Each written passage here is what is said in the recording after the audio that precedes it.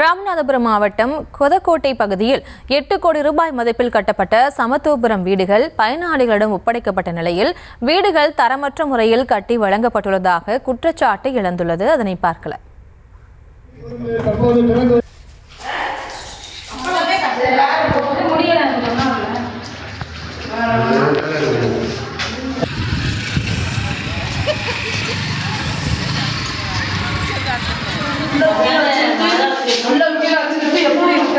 பூராமே களிமண், சிமெண்டே கிடையாது.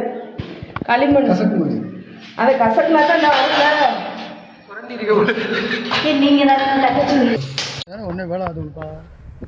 விவரங்களோடு இணைகிறார் நமது செய்தியாளர் பூபேஷ். வணக்கம். மேலும் விவரம்.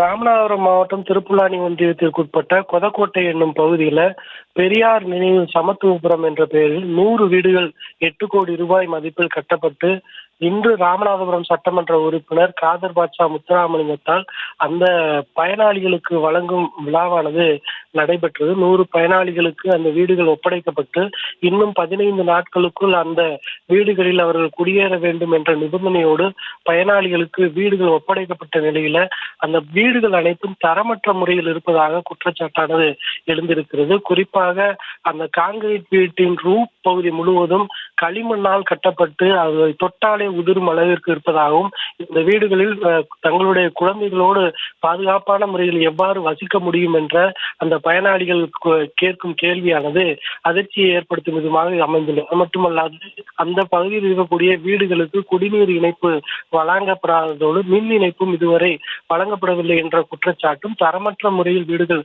கட்டப்பட்டிருப்பதாகவும் பிரதானமான குற்றச்சாட்டாக வைக்கப்பட்டுள்ளது.